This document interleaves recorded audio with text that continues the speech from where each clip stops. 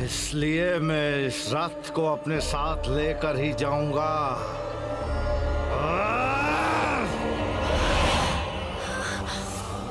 माता पराशक्ति को हमारा प्रणाम। विजयी भव।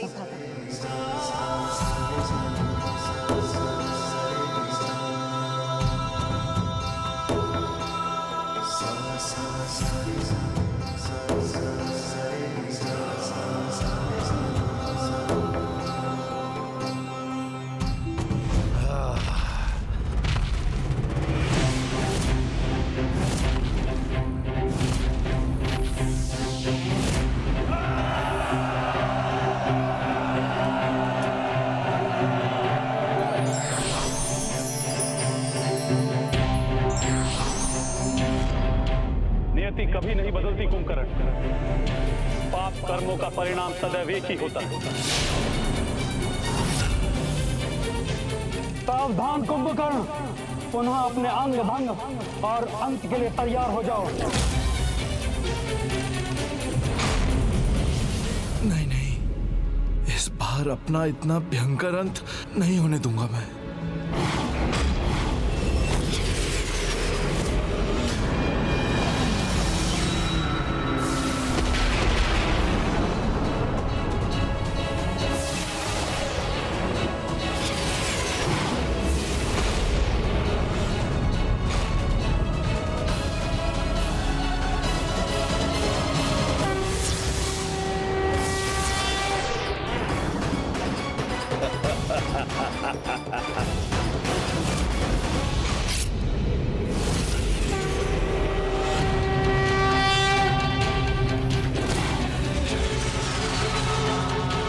जिस माता ने सृष्टि को जन्म दिया है, तुमने उसी माता को अपने इन हाथों और पांवों से आहत करने का प्रयास किया। इसके लिए तो ये दंड भी कम है कुंभकर्ण।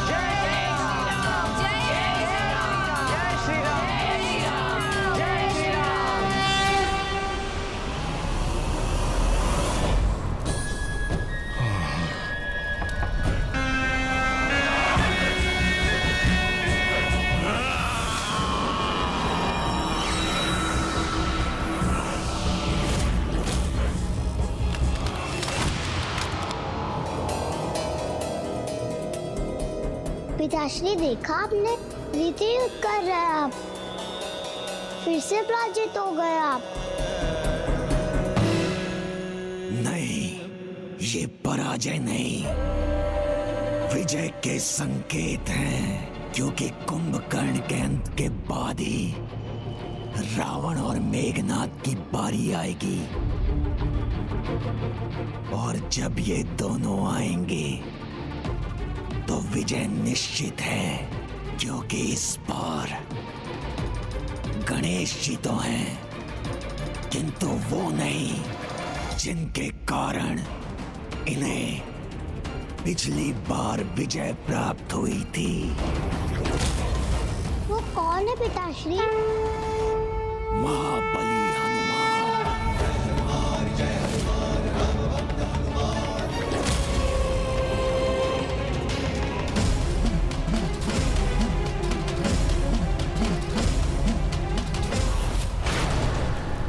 वज्र मेघनाद, इस युद्ध में विजय प्राप्त करने के लिए तुम्हें देवी निकुंभला का अधूरा यज्ञ पूर्ण करना होगा। और इस बार तुम ये यज्ञ पूर्ण भी कर पाओगे, क्योंकि युद्ध में बाधा डालने के लिए महाबली हनुमान नहीं है। माता, मेरे मन में एक प्रश्न उमड़ रहा है कि इस युद्ध में होने वाले संकट का मोचन कौन करेगा? इसका उत्तर भी तुम्हें ही ढूंढना होगा बुद्धि के देवता गणेश। माता, संकटों का मोचन करने वाले तो एक ही महाबली हैं संसार में। मुझे आभास हो रहा है कि अब शीघ्र उनका भी आगमन होगा, जिन्हें समस्त संसार पुकारता है। संकट मोचन महाबली हनुमान, संकट मोचन महाबली हनुमान, संकट मोचन महाबली हनुमान। सीताराम सीताराम राम।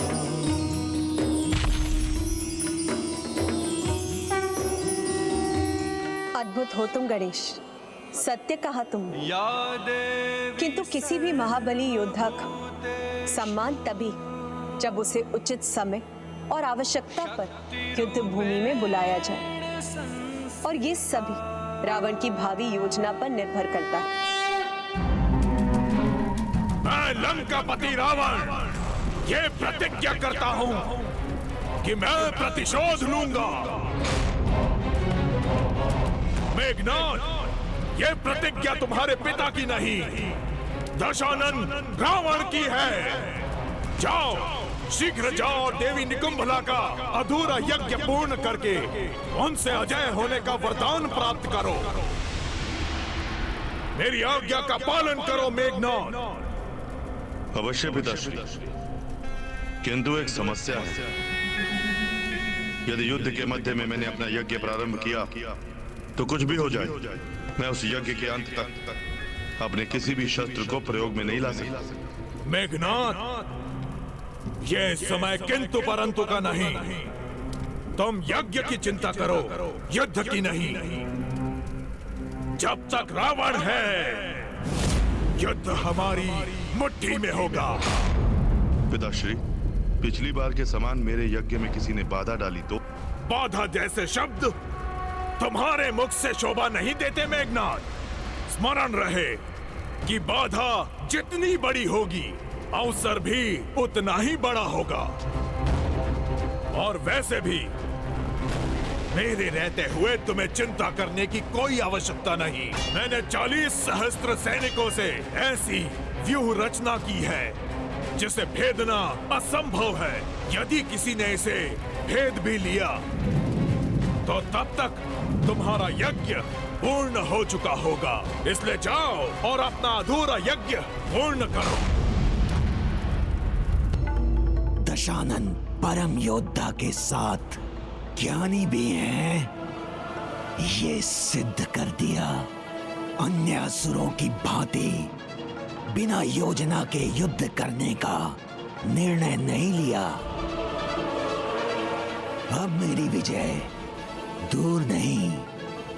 गणेश जी ने तो उचित कहा था, पिताजी रुकने वाले नहीं हैं।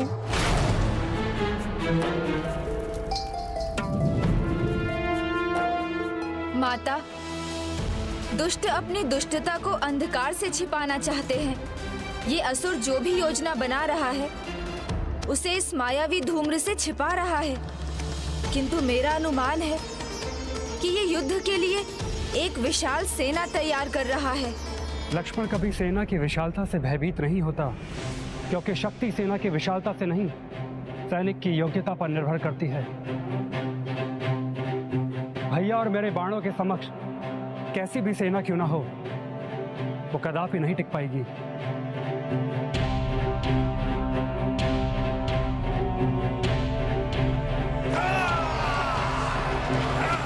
देवियों, आगे बढ़ो।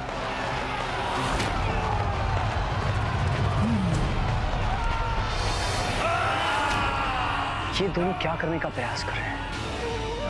कदाचित ऊपर से देखकर ही ये ज्ञात हो सकेगा।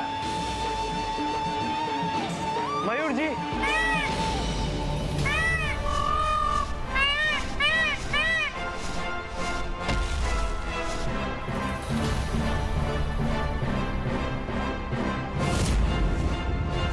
चलिए मयूर जी।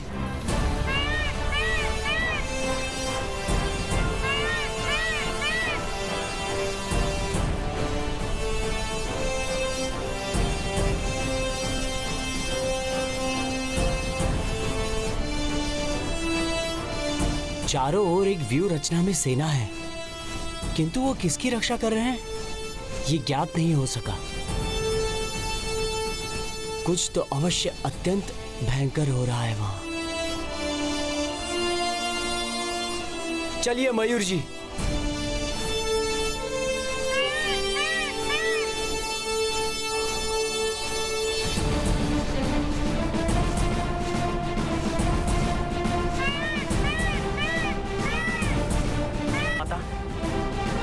माता, वो असुर सेना एक गोलाकार व्यू की रचना कर रहे हैं और इस व्यू के केंद्र में सबसे अधिक सेना है।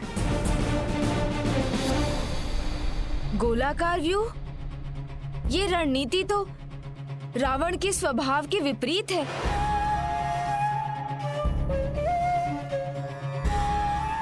युद्ध में सीधा वार करना ही उसकी पहचान है।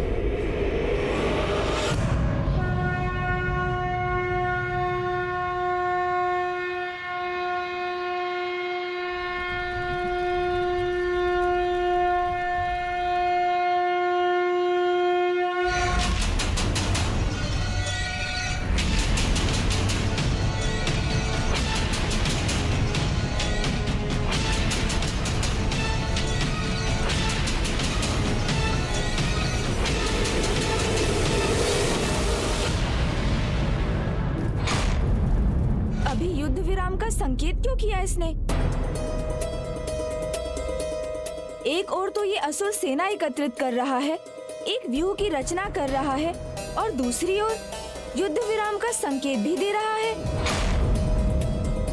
ये दोनों नीति एक दूसरे के विपरीत है, और जब कोई ऐसा करे तो हमें समझ जाना चाहिए कि अवश्य इसके पीछे कोई रहस्य है। इन देवियों को नष्ट भ्रष्ट करने के स्थान पर आपने ये युद्ध विराम क्यों किया दशानन?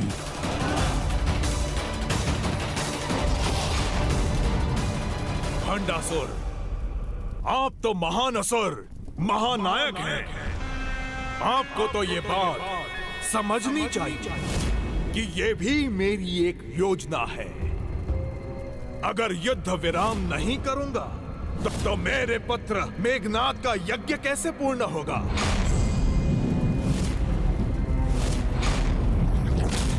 राम मर्यादा पुरुषोत्तम है और देवी पराशक्ति धर्म की पालक, दोनों धर्म से बंधे हुए हैं, और युद्ध विराम में शस्त्र उठाना धर्म के विरुद्ध है। बस इसी का लाभ उठाना है। मेरे पुत्र मेघनाद का यज्ञ पूर्ण होने पर अजय होने का वरदान प्राप्त करने तक प्रतीक्षा करेंगे, और उसके बाद होगा आक्रमण।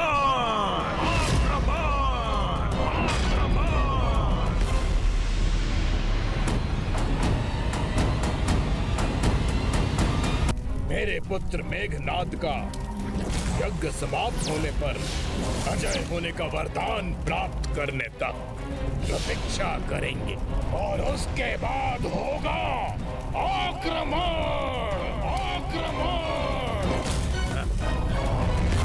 माता, अवश्य ये कोई षड्यंत्र रच रहे हैं। मुझे जाकर उसे ज्ञात करने की अनुमति दीजिए।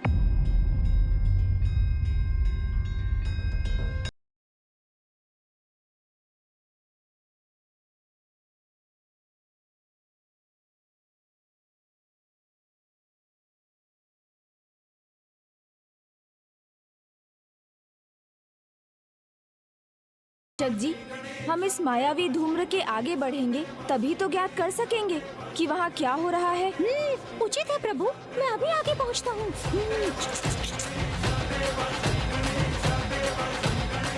सावधान, जैसा दशानन रावण का आदेश है, शीघ्र द्वार की रक्षा पर आओ। सावधान रहो, कोई यहाँ प्रवेश न कर पाए।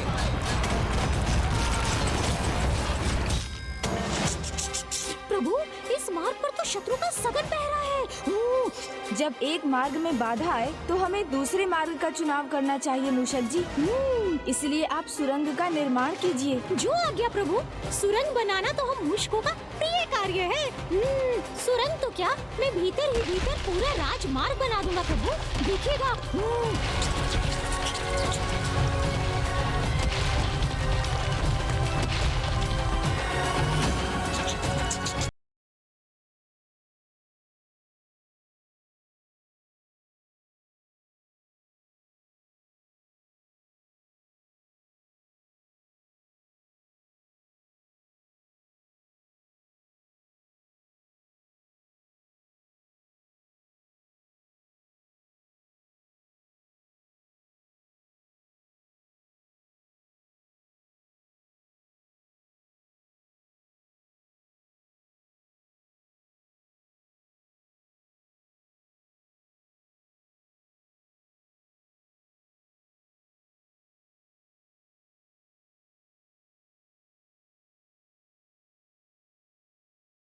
और घेरा, अर्थात यहाँ अनेक घेरों का व्यूह रचा है रावण ने। तो आगे बढ़िए, ये तो ज्ञात करें यहाँ कितने घेरे हैं। उचित है प्रभु।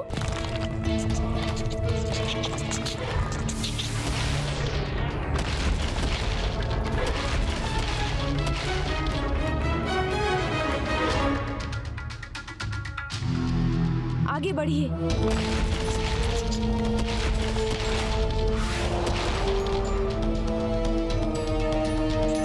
प्रभु, ये अंतिम और 7वां घेरा है। इसके आगे गए तो कोई हमें देख लेगा प्रभु। 7 घेरों में सभी दिशाओं की ओर मुख करके खड़े हैं ये सैनिक, जैसे ये सभी दिशाओं की सुरक्षा कर रहे हों। अर्थात ये पद्म व्यू है।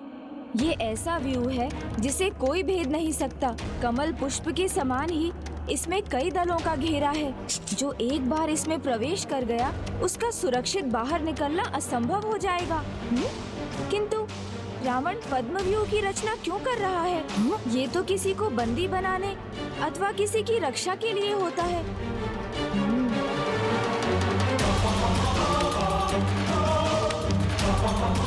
मूषक जी छिपिए।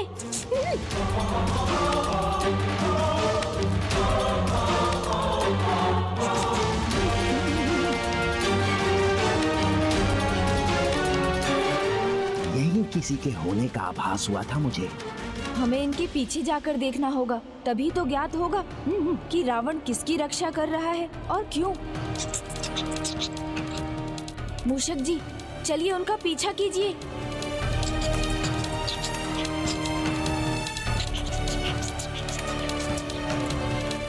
ओम अपराजिताय विद्महे शत्रु निषद्दनाय धीमहि तन्नो प्रत्यंगिकार प्रचोदयात्। सावधान मूषक जी। शत्रु निषद्दनाय धीमहि तन्नो प्रत्यंगिकार प्रचोदयात्। ओम अपराजिताय विद्महे शत्रु निषद्दनाय विद्महे तन्नो प्रत्यंगिकार प्रचोदयात्। मेघनाद,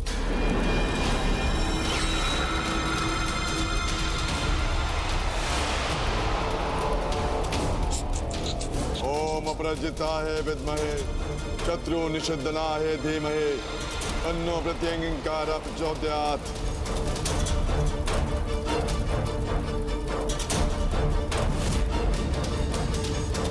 माता निकुंभला,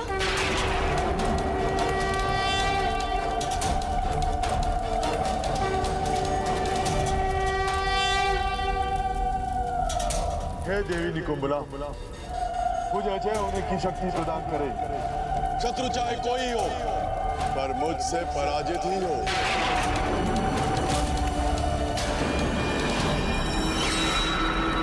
ये कैसा विरोधाभास है?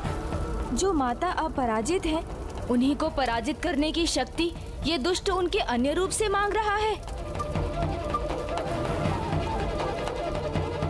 किंतु माता तो माता है, जो चाहे किसी भी रूप में हो, अपने भक्तों को कभी निराश नहीं करती। और यदि इसने माता को प्रसन्न कर दिया तो माता इसे भी वांछित वरदान देने पर विवश हो जाएंगी।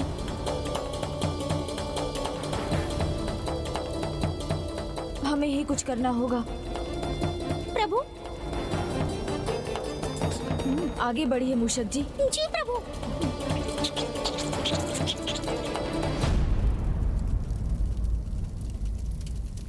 अद्भुत, क्या योजना बनाई दशानन आपने। वाह, पद्म व्यूह को पार करना तो किसी के लिए भी संभव नहीं, ना ही मेघनाथ का यज्ञ कोई रोक सकता है और ना ही मेरी विजय का। किंतु कैसे रोकूं उस यज्ञ को मैं? पद्म व्यूह को कोई नहीं भेज सकता, मैं भी नहीं, अपने सूक्ष्म रूप में भी।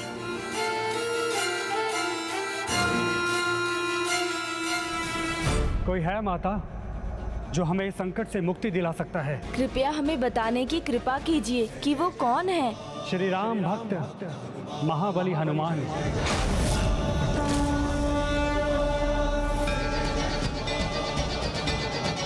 मेरा परम भक्त, मेरा परम मित्र महाबली हनुमान। अर्थात अब समय आ गया है महाबली श्री हनुमान जी के आगमन का। माता, आप कृपा कर उन्हें भी शीघ्र यहाँ प्रकट कर दीजिए, हमें भी उनके दर्शन का सुख प्राप्त होगा। वो तो अब कंदमादन पर्वत पर अपने प्रभु श्री राम की भक्ति में ही लीन है।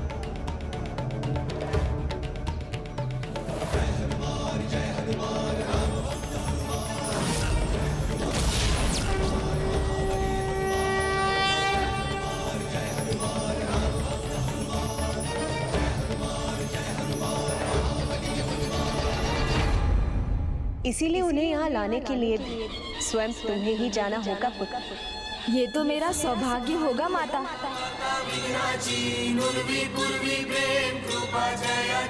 मुझे अनुमति दीजिए माता कि मैं शीघ्र जाऊं और श्री हनुमान जी को लेकर यहाँ लौटूं। अवश्य पुत्र गणेश, किंतु वो इतनी सरलता से यहाँ नहीं आएंगे।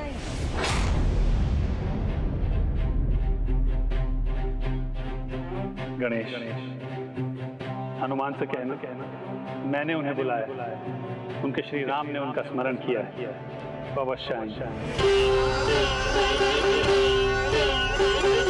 प्रणाम माता। प्रणाम प्रभु।